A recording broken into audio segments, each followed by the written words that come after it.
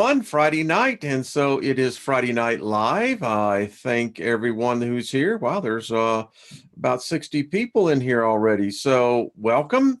Uh, I guess you had I, nothing better to do on Friday. Actually, this is a place to be. So we have one of our community here tonight, Chelsea Rose. Chelsea, how are you? I'm well. How are you, Wayne? Doing good, doing good. Actually, we've had several attempts to get you on, and we finally got there. So glad to see that you've made it. Yes, the timing is not up to us. So often that is how it is in life. And so I always say just go with the flow, and you're going to be a lot more happier. And in the end, you're going to be okay. I just want to say hello to all the moderators that are in the room tonight.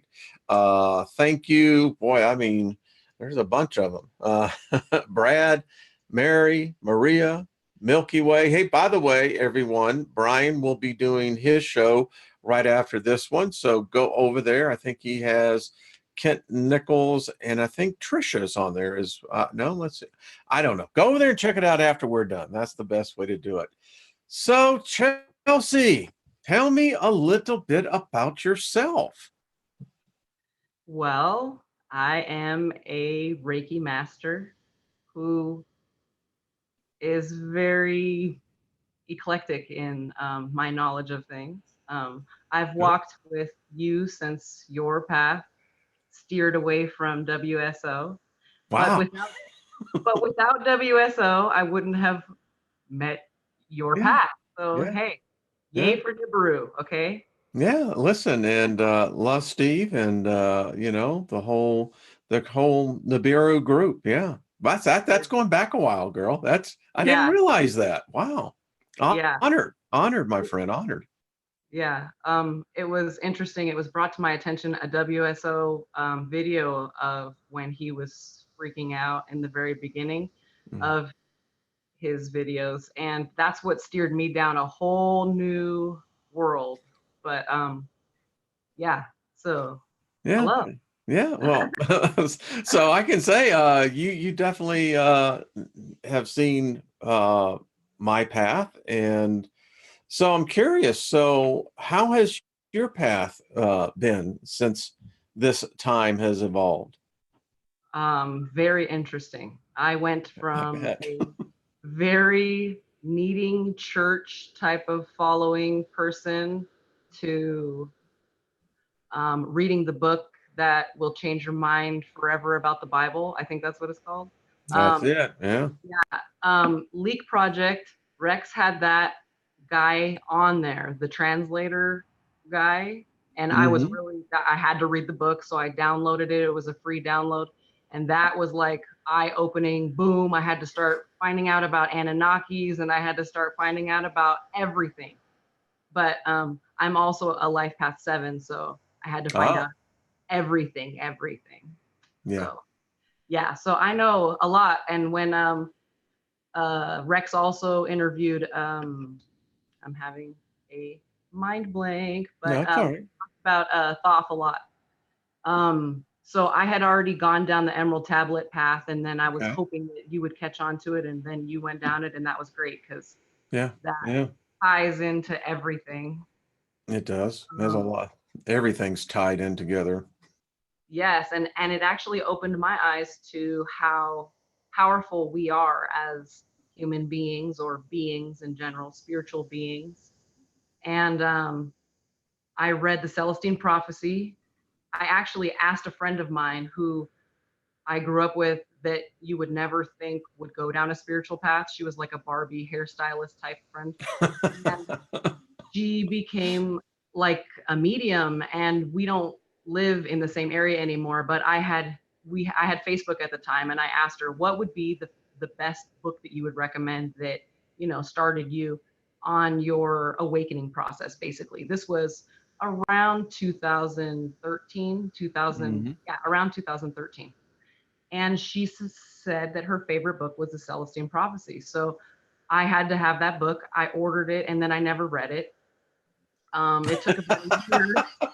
It took about a year, and then I did finally read it because I was frustrated with all of the questions I had about what was going on in my head and all the knowledge I was learning. So I was like, I already asked for this answer. I need to read the book.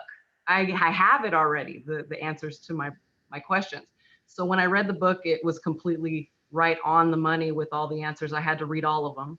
I did, except for I think I'm on the one that's talking about it's the last book, and I haven't started reading it yet because I got on a different path. But yes, it opened my eyes to so much things, and it tied a lot of experiences that I've had growing up. It made it real to me instead of what I was imagining that it was the drugs or just my imagination. Also, I was born an extrasensory. I'm hypersensitive. I'm an Mm. HSP, and I am definitely an intuitive.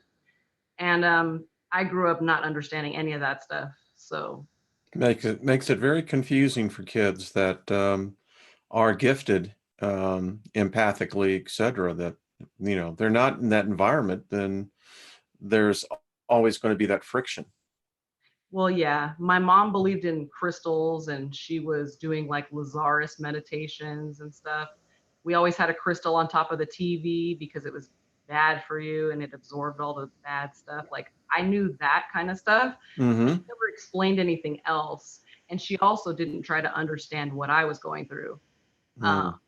I was feeling everything like intensely. So I don't know. I always felt attacked by everybody because they have really strong energy, I didn't know how to deal with that. And then it took a long time of therapy because everyone thought there was other things wrong with me. To figure out that it was just that I feel too much. That's Mm-hmm. what really it is. Like I can feel other people's energy. And then when I was a little bit older, like I said, I chose church on my own. My mom left that up to me. She took me to a bunch of different churches. She didn't want to pressure me into a religion. But at 16 years old, I chose to be baptized Catholic. I felt Wow. very at home, like the old rustic religious. I don't know. It just felt like church to me. I had been to Christian church. It felt like a living room with a bunch of happy people. And that's what I felt at 16. But as I grew spiritually, that changed. I actually ended up going to a Baptist church when I was married. I got married at 19, and I started going to a Baptist church that was very, very Southern Baptist. It was on a military base and a very small congregation. And it helped me though. Like I needed it at that time. I needed the Mm-hmm. structure and I felt like I used to go to God church. I mean, God school. That's how I felt church was like I was going to God school. Well, it's hellfire and brimstone, no doubt. It's what Yes, Southern he was Baptists just, are about. oh yeah, he was They got screaming that hell message for me. down, brother. Oh Woo-hoo. yeah, jumping on chairs and Oh yeah. Oh yeah. but it was good because it gave me the strength to get out of the horrible marriage that I was in. I Okay. actually got permission from that pastor to get a divorce because he was trying to help us through our marriage and he saw the whole reality of it all and he was like, you're okay. You don't have to worry about the guilt of of getting a divorce. So that was good. I needed it at 24 or 25 is when all of that happened. And then I kind of left that scenario. I didn't feel comfortable going to that church anymore. And I found like non-denominational Christian churches, and I found one that I really liked. It was the Monterey Christian Church, and it was at the old State Theater, and it was awesome. It had great acoustics. They had like a great band. You could really feel the energy there. But they were pumping out the next generation leader preachers. We were supposed to go spread seed, and we were the next generation. It was our duty and our job to go and spread the word of God and get all of them that we could get. And I was Onward, feeling it. Christian soldier. I was feeling it though. I really Wow. was. I knew where I was supposed to go, and Oh like, yeah. what? what was good about it, it was helping me become in tune with whatever I was becoming in tune with, myself, my spirit. And I became really open to my intuition. I was getting messages, I was getting downloads, like you call.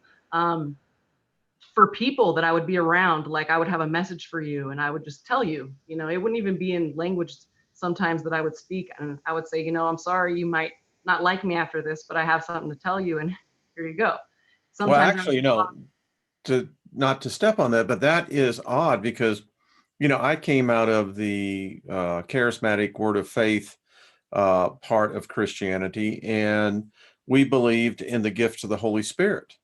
right, And we believed on the laying on of hands and the speaking of tongues. And we definitely believed in the 9 gifts of the Spirit. So as I look back now, what I see it is then what we had were a bunch of channelers because, yeah, yeah, just as you were saying, you would walk up to somebody and you would go, "Isanta soro poleata sedoro soina nabo ete," and you would say, "God," and you would start saying whatever it was, the message. exactly. And Mhm. so often it turned out to be relevant in many cases. Yes. Yeah. I wish I would have wrote a book with all the advice that I had given, because I need to read it myself and then I need to write it, because I need to listen to a lot of this, like say unknown author on the book, and I'd be all over it. Exactly. Um, Bestseller probably too. yeah, probably. But I would even be called to women, I could tell were upset, like at a diner, to go talk to them because I could tell that they needed that, or elderly people, or even children. Children have always been drawn to me too. Um, Yeah. Yeah.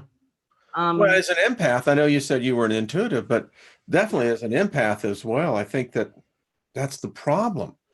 Um, we are so empathic and we can pick that up, but go on. So here you are, you've left the Southern Baptist and now you're in what was it the was a next generation? non-denominational, yeah, Yeah. non-denominational Yeah. Christian academy of preacher go-getters. The Joel Osteen type of crowd, right? Right. Very Yeah. much like that. Yeah. But he I was knew also, his dad. I knew his dad real well. oh, really? Yeah, I Yeah. knew John Osteen. In fact, I sat underneath his preaching, so I knew his dad really well. His dad's probably turning over in his grave anyway. So, Well, here you are. You're now feeling it. So pick up. okay. Yeah. Well, I was letting it come through me. I wasn't necessarily listening to it in my own life, but I was definitely letting it come through me, thinking that, and allowing it, and liking how it felt. And I would go to church 3 times a week. I went to 2 different churches, and I went to one twice a week. And Mm-hmm.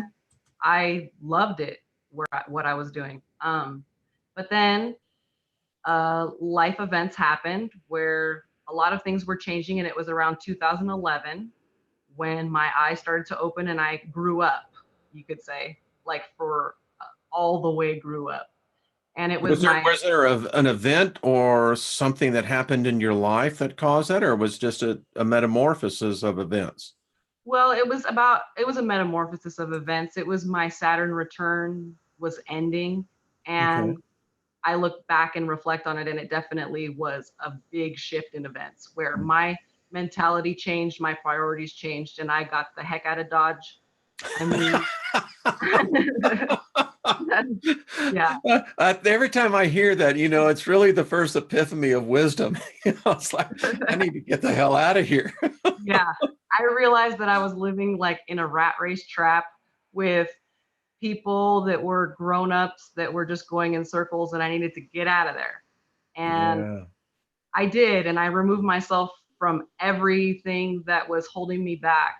Um, caring about what people think and what people are doing when that's really not important, especially like I found a community through this. I could give you an example that these are a bunch of like-minded people that actually I could talk to and relate to, where Facebook was a bunch of people that I grew up with because of circumstance, not because they understood me or even knew who I Mm. was.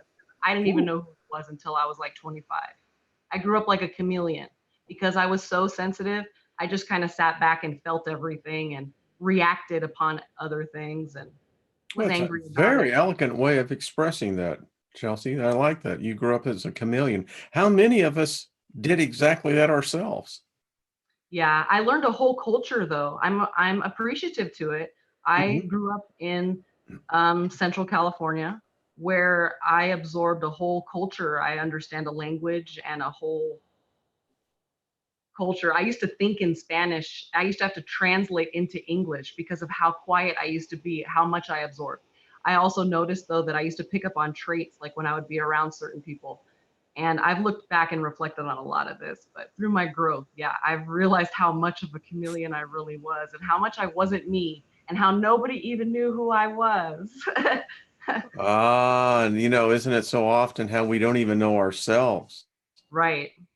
As you're describing this, I look at this in what we're currently reading, in the alien interview, and it it somehow or another, it's like a tickle. We can't remember quite who we are, but yet it seems to come out eventually. Yeah. Yeah.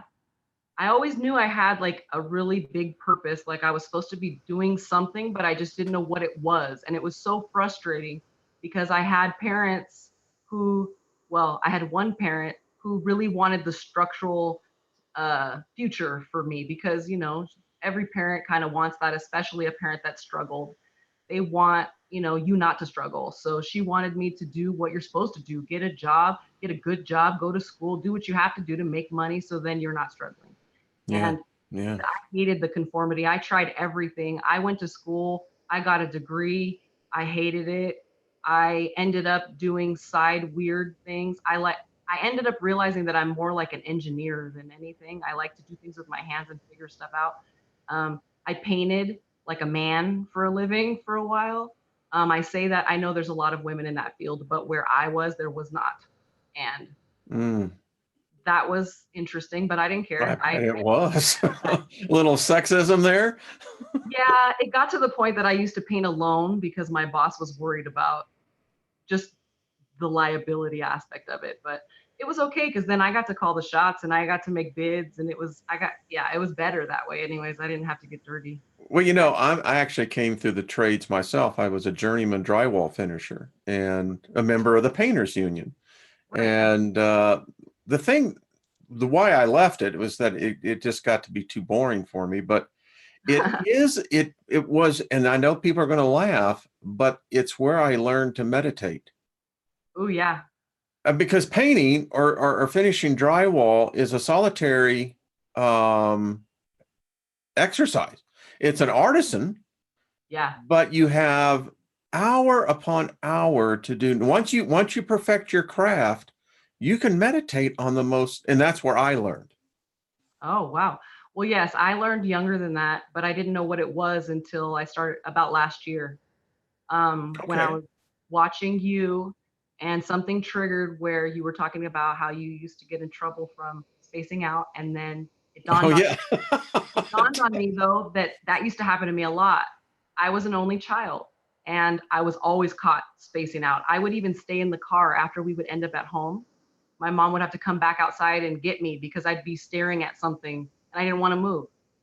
Um, but I couldn't play team sports. They would put me on first base and I would get hit with balls because I would instantly go into a gazing stage. Like, um, I didn't know that it was meditating until recently, like I said, but how you used to look at those pop out books in the 90s, how your eyes Hmm. feel relaxed. I do that 90% of my day. Okay. I've grown up that way. That's just, I don't know, that's that's something I've Yeah. always Yeah. done. And Yeah. so that has really opened me up to realizing how connected I actually am to myself and to my inner self and who I've been talking to my whole life because I've been an only child that answers back is actually me and it makes all kinds of sense. And I know I was born to my parents as a wiser soul than they are, and I've always felt that way. Um, I've always felt like I've never belonged, like I've always walked in front of or behind the group, where I have to Hmm. conform to fit in, not really being me. I don't fit in. So being an adult and like finding myself was really big. But now, because that's happened and the path that I've walked has been really ugly, similar to yours. But I loved every step of it because it made me who I am. Yeah. And I knew always that it was for a purpose. So I must be here at actually at 15, 16 years old. I was hospitalized in a mental hospital. And I knew then, because we did a project on what we thought we were supposed to do when we grew up. And I knew then that I was called to be, I was going to help kids at that age, the youth, the adolescent that were troubled. I needed to help them because I had seen it, been there, done it. There's nothing that I didn't understand. Being an empath and watching it all too, I would sit in groups and I would help kids talk to their parents because they couldn't, and I would explain their scenarios, even if I didn't ever live that scenario, because I was channeling Yeah. even. Yeah. You know, So yeah. can I just interject as so the personalities, the traits that we hear about as yours, you could say nonconformist, you could say independent thinker, you could say, I think, obvious leadership skills. And I don't know about you yourself, but I've come to realize that when we think of us, as like you said, you were a wiser, older soul. Well, I would say you were probably a wiser, older spirit Right. that who knows how long you've been here. I mean, I'm convinced that we all have been imprisoned here, not by our choice. And your your personality, I would have it would not surprise me, Chelsea Rose, that you were not at one time a leader, and probably still are. Yes, I would believe that. Yeah. One funny just note is that you just reminded me when I was a kid, um, majority of my time I spent at the neighbors, like the elderly neighbors' houses. I had a friend named Asia, like I was telling you that you're wearing the shirt, and her grandmother actually lived down the street, and I was at her house a lot. I would rather spend time with older people than even kids when I was a kid. Um, I Interesting. I've always felt like maybe I died. I don't know. I was maybe definitely alive or an adult in the 30s or 40s. I'm drawn to that. I've always been. Well, I I have don't no know. doubt. I never was a believer in reincarnation or past life regression. I really wasn't. Hmm. I always considered myself a pragmatist. It's like, got to get yourself rooted to the ground because you got beaten down to that point. Right. But I'm convinced now that, one lifetime, I was talking to my wife just prior to we came on here, and I said, hon, I said, this whole experience that we call life it's an inverted, perverted view of what we really are. We're in death. We're actually thrown into death through the birth process that we call birth. And we're here for such a limited time. And for some reason, I think, Chelsea, we have become addicted to this short span where we think is life, but it's actually just a reliving death occurrence over and over and over again. Mm. Yeah, it's You know what she similar did? to. She looked at me and she said, "Where the hell do you get this stuff?" So, but no, in all seriousness, but so I wouldn't have any doubt of it. I think that if we could go back and look at certain cataclysmic periods in Earth's history, there would be no doubt there were humans here. Right. And if this is, in fact, a prison planet, which it appears to be in all essence, then yeah, you may have been here in the 30s. You probably were. Who knows? You may have been a nurse. Yeah, you never know. I may Yeah. have been a really bad man. Now I have often thought about that. Is like, all right, Steiger, let me see. Now, could you ever see yourself as a woman? And I'm going, Well, no, not now, but it's interesting that you say that. A very Well, bad. I don't say it because I feel like I could have been. I say that because when I was in my 20s, I felt like I must have been a bad man in a past life for the karma that I'm receiving in this one. Like, to Oh, I feel what see. it's like to be on the other side, I must have been a really bad man. Oh, now that's just funny. Kelsey, that's just funny. Because You I got know, my pay. But I learned my lesson. I got my payback, and I am a very sensitive woman who wears my heart on my sleeve, even though it's risk to go in a garbage disposal. Absolutely. ooh, ooh, wise woman. Let me, so look, if you don't mind, because I love it when, I wish more people from the community would come on these Friday nights. I mean, Right. it's a great opportunity for us all to get to know each other. Am I sensing that in your teenage years that those were, for myself, it was, well, I was on my own by 15. I was as And yes. okay, so you're probably much like I was. They didn't give you a manual, and said, "Here, kid, read this." Yeah. No, you're going, okay, now what do I do? And so, I was out on the street. You've heard my story, so I'm sensing a similar path. Yeah, I chose it for the most part, but I was forced Was to it choose. to escape something? Yeah, I didn't get along with my single mother situation that I grew up in at Okay. all. Okay. And we butted heads my whole life.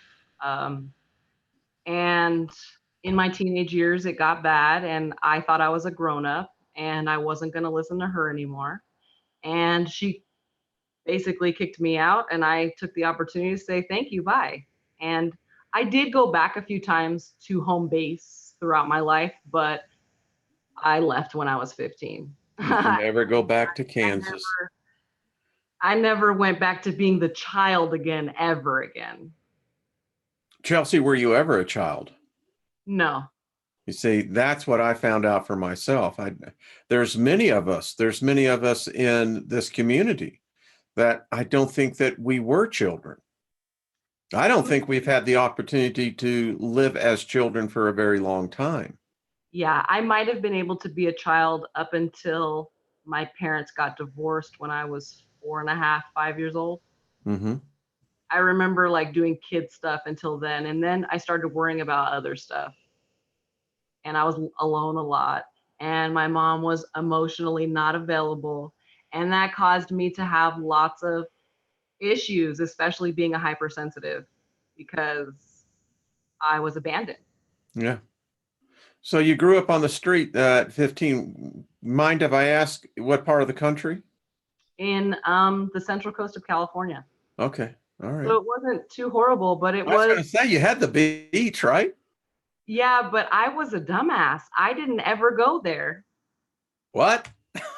I mean, I went there to enjoy it to enjoy it, but I've thought of it recently, and all the times that I spent in the street doing dumb stuff, I could have been on the beach at least doing dumb stuff. No I know. kidding. I know. I don't know. I think my mom scared me of the beach because she told me bums sleep on it when I was a kid, so I never wanted to go walking on the beach at night. Oh man, I don't have to know. talking, and I mean, you can't go back there, but wow, yeah, and West Coast, no less. I mean, Yeah. wow. Okay. Well, But when I got older, I spent a lot of time there and okay, walking there, and I had a okay, special place I would go and watch a sunset all the time, and I really appreciated it. But it was after I left yeah. that I appreciate the ocean. Yeah. So I can really understand and exactly know exactly. I mean, at that age, you're trying to figure out what's going on. Now, for me, it was 1970 Hmm. and a little different time, but nevertheless, if you're out on your own at 15, I don't care if it's 1970 or 2018, it's Yeah. still, for myself, I look back on it, I don't remember being afraid. Um, and I was in a lot of situations that could have been very fearful. Do you? Um, yes, because I feel intensely, but Yeah. maybe not afraid. In retrospect, it makes me feel sick. Mm, Like nauseated. Like there was a lot of situations that I nummified myself just to put up with and handle that I Yeah. really shouldn't have been in. And it made me sick to think that I was ever there Mm, around it mm. ever. Like, ugh. Yeah. Yeah. Isn't it interesting how our lives in so many circumstances that we find ourselves that I think so often, Chelsea, that people suffer from being spirit sick. There was a term I used to use in the 70s, um, that it was called when we found a person who was depressed, um, they were soul sick. Okay. And it's amazing as I look back how many self-inflicted wounds we actually inflict upon our souls or our spirits. But Oh, yeah. yeah, it's how we learn.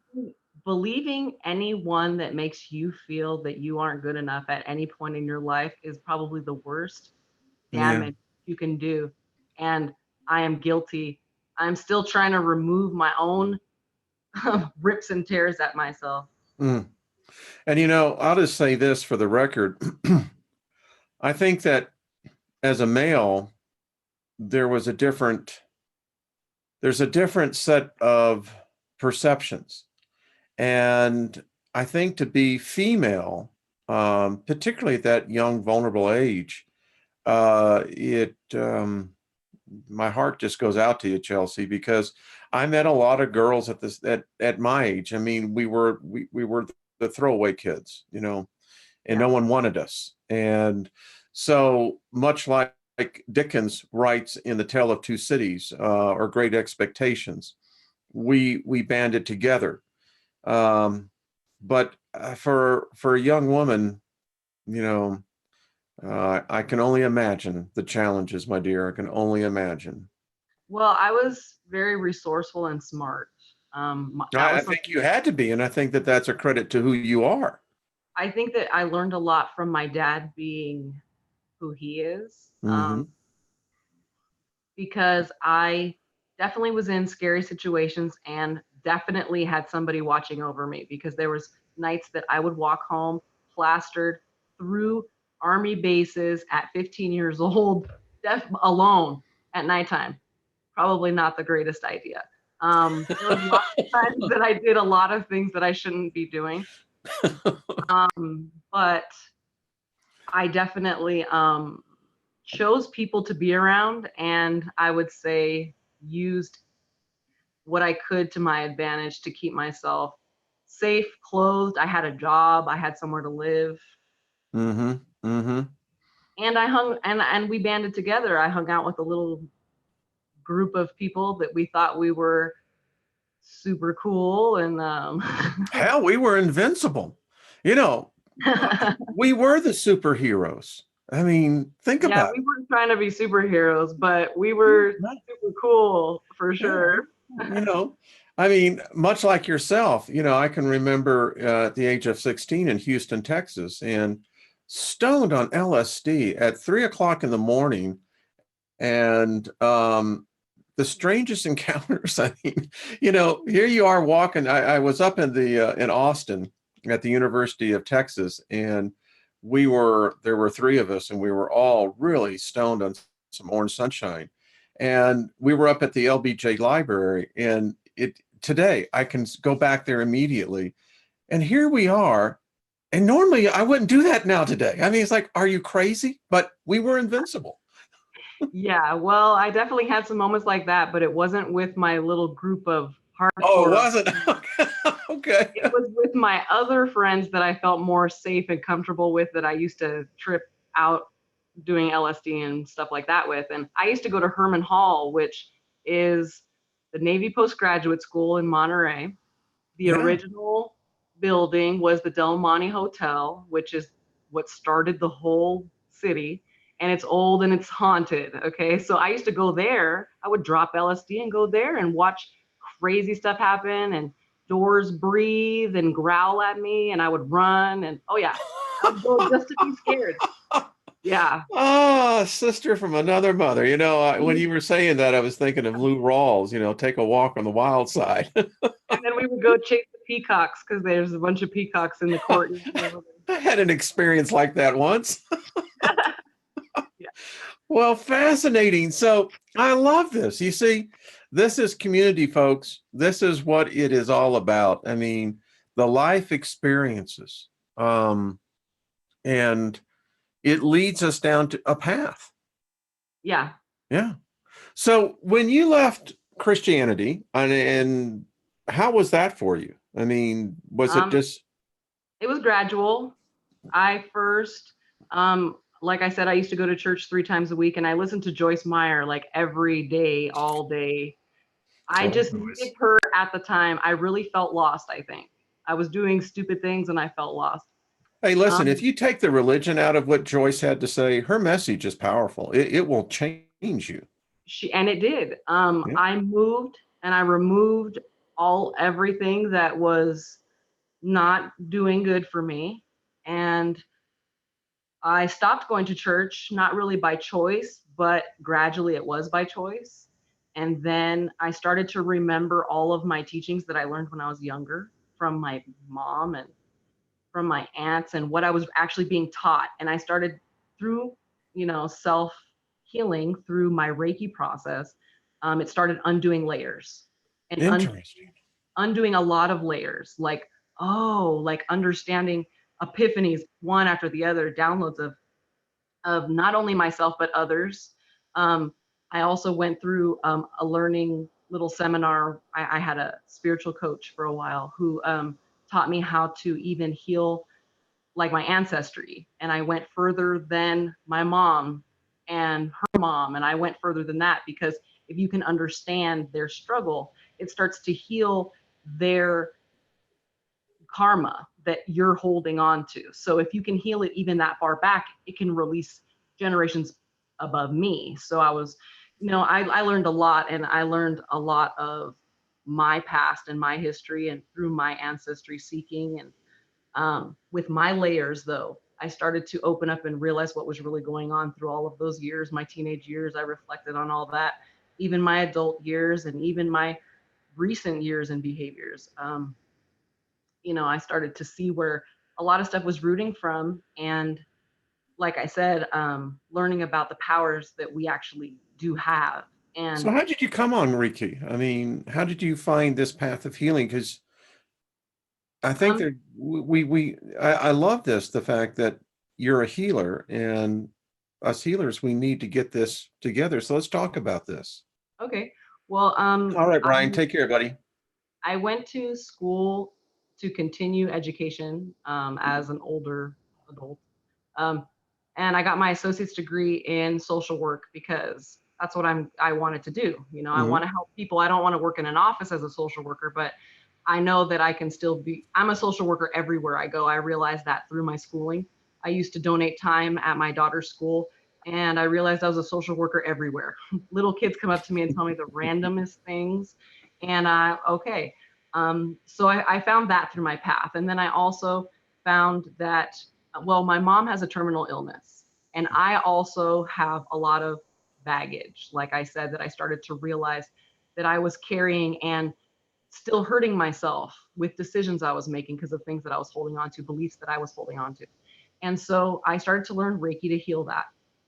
I didn't want to continue that with my daughter.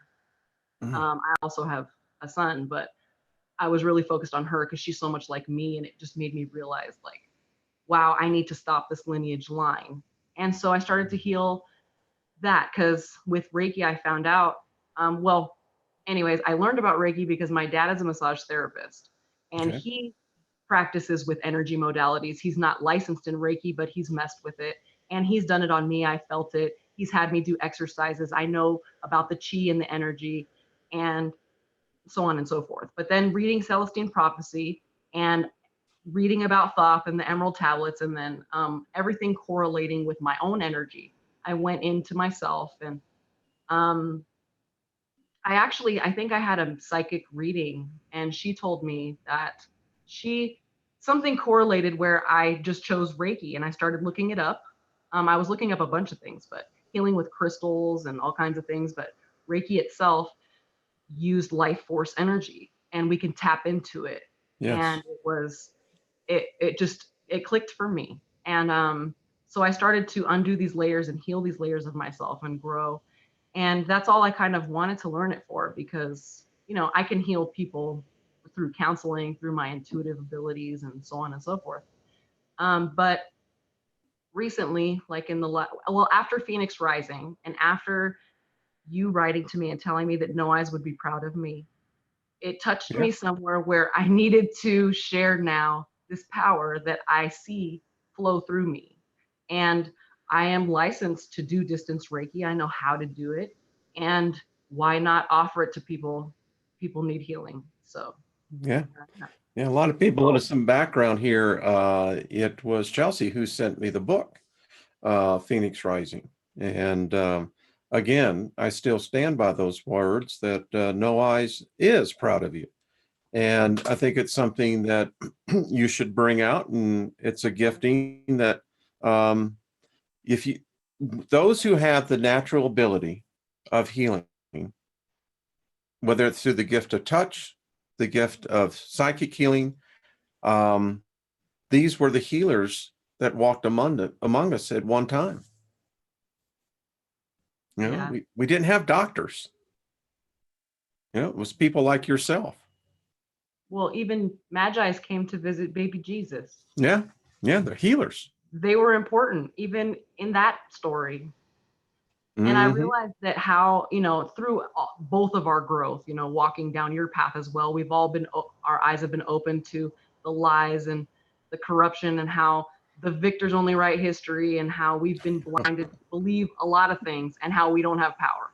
Yeah. But it just made me, throughout all of that unveiling, yeah, I found my power for sure. And I don't think that it ends here at all, but I think that this is something that I can definitely offer to others, and Yeah. that's where I am with with Good. that so far. So as you continue to grow, do you find that as I think we become more aware of self, what I am, um, these natural abilities, I think, become more and more prominent. Are you seeing that in your development? Absolutely. Yeah. Yes. The more that I've researched into who I am is how I found out the parts that I am are actually my abilities. I Yeah. always knew through church that I was special. They tell you, you have a purpose. Hmm. You're all part of one body. An eyelash can't be a toenail, so there has to be eyelashes and toenails and ears, and there's all different parts of the body, of course. And Yeah. They teach that stuff. I They always do. knew I was one special part, but now I'm kind of realize I'm feeling what part that is. Whatever.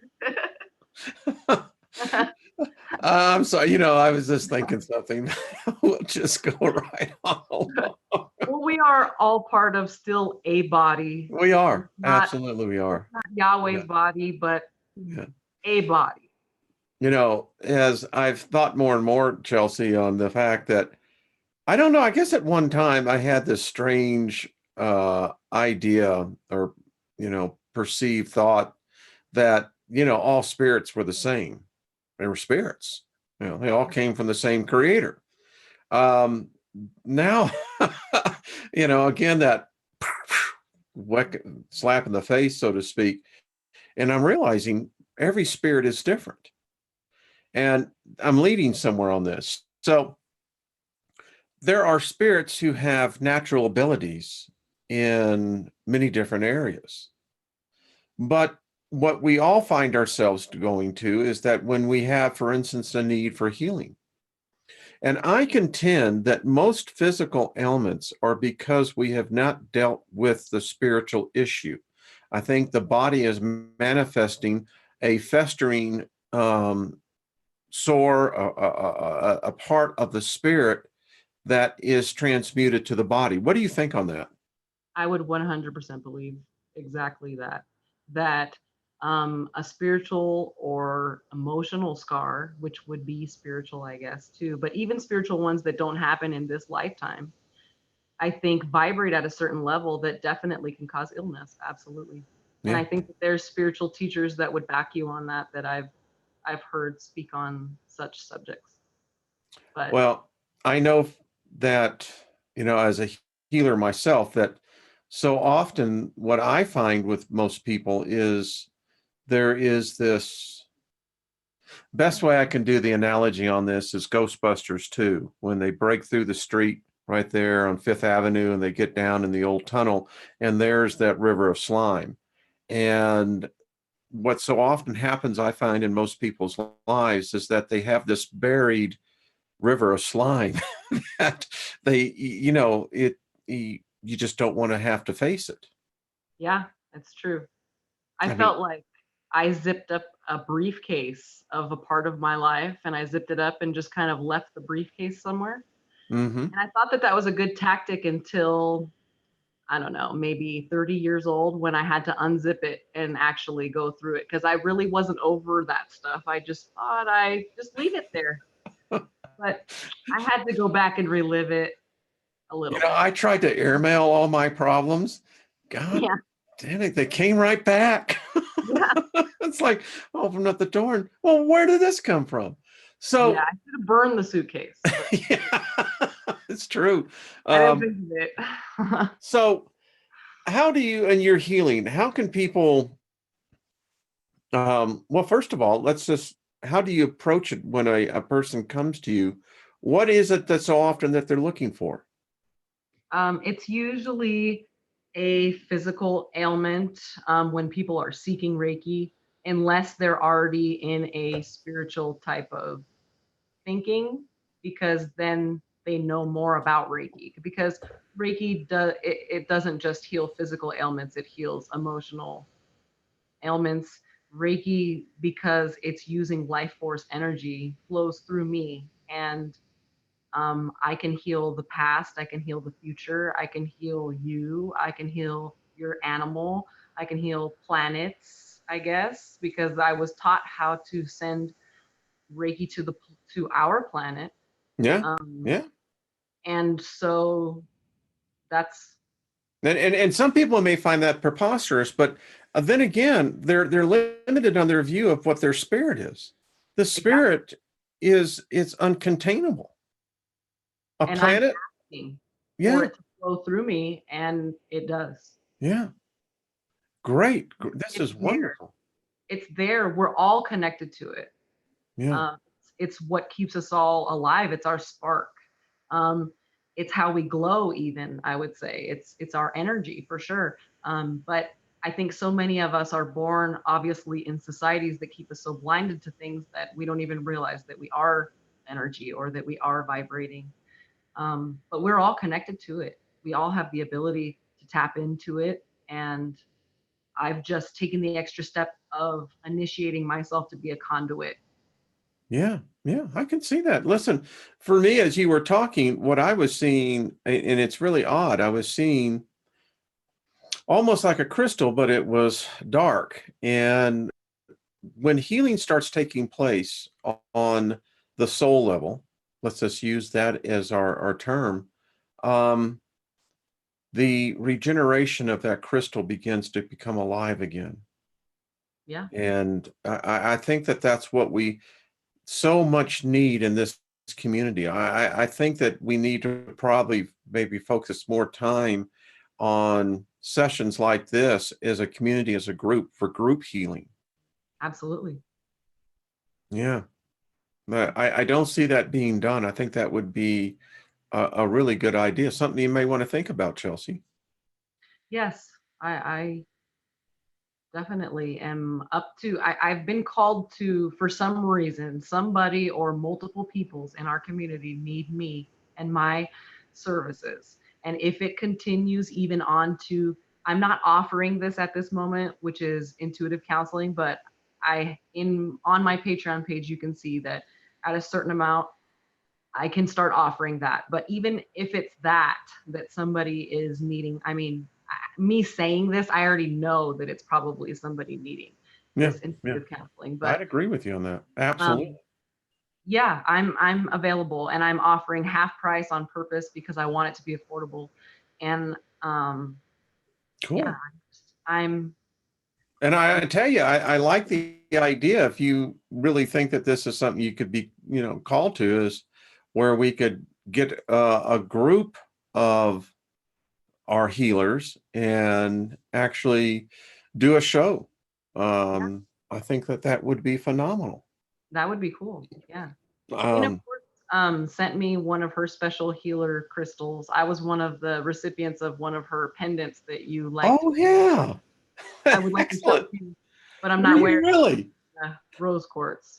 But Fantastic. That yeah, is just, you see, that tells me that this group, there are those that are above our thoughts, Horatio, yeah, that are among us. I know that they are. I know that there are the unseen that are here, but this is great.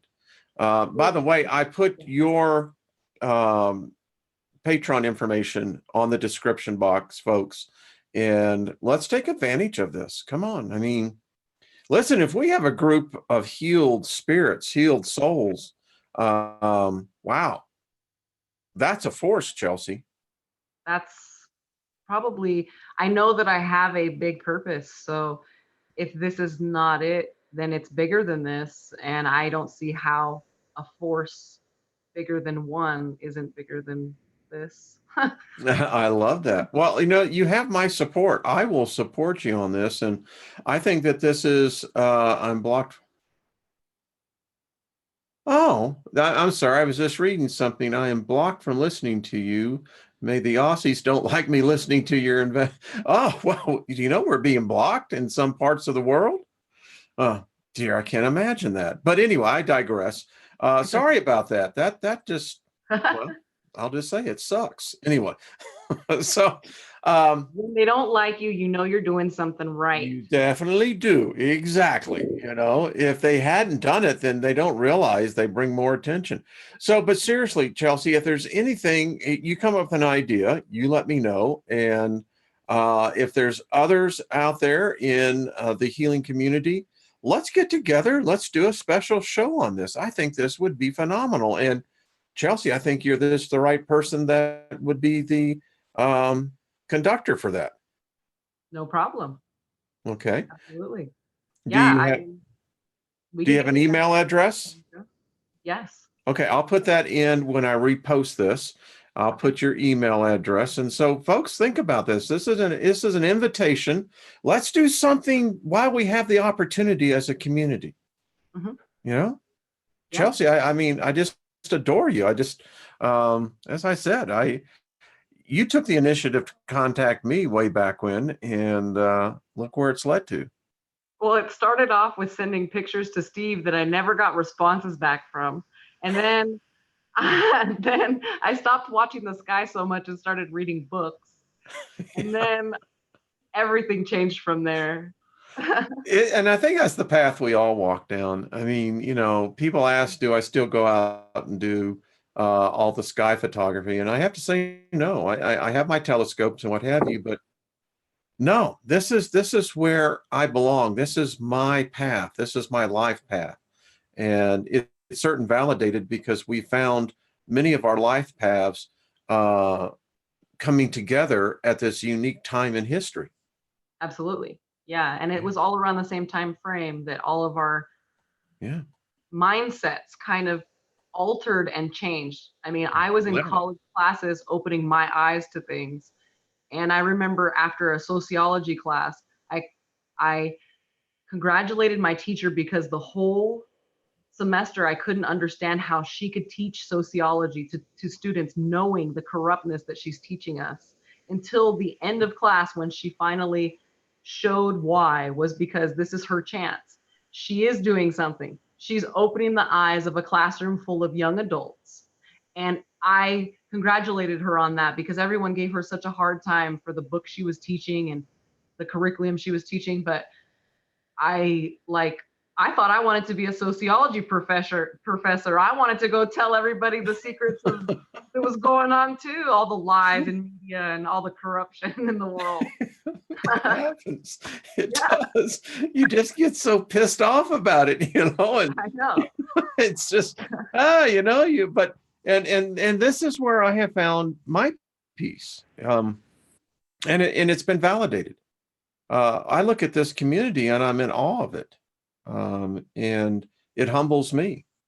And you're one of those precious souls that have added to the enrichment of this whole experience, Chelsea. And I'm just so pleased with you. And, if I could dare say it, I'm very proud of you.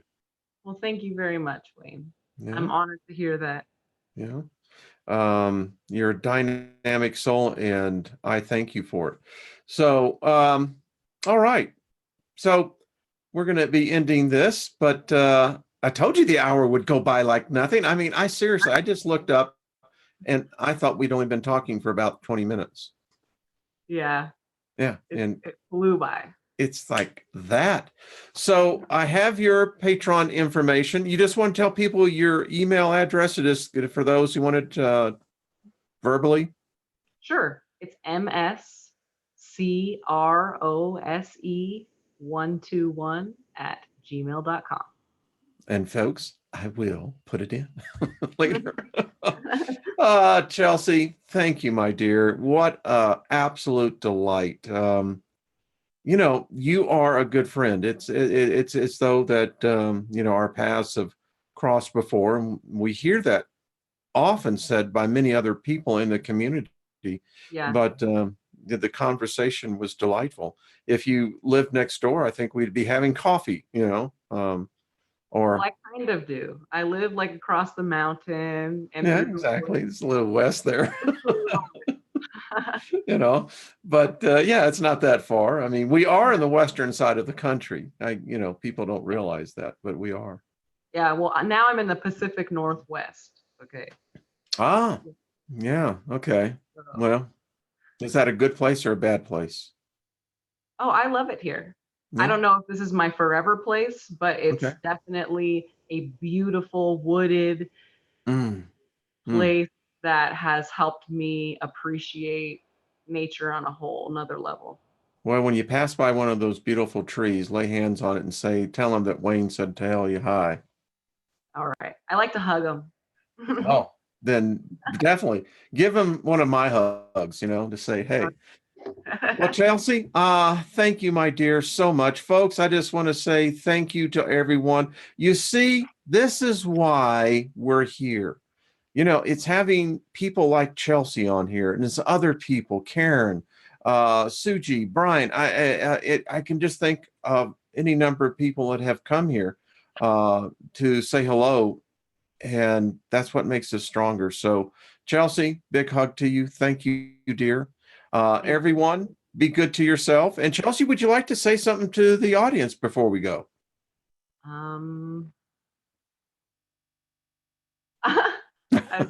I always love doing that. Words. I'm sorry, Wayne. That's all right. That's right. You know what? But I am telepathic enough. I picked it up. And what she was saying, she loves everyone. She hopes that everyone has a great evening. Be good to yourself. And remember, if you're not healed from the inside, you're going to be rotten on the outside. That's exactly what I was thinking. I told you. Thank Chelsea, you are the best, my dear. All right, everyone. We'll see you later. Be good to yourselves, folks. All right. Bye-bye.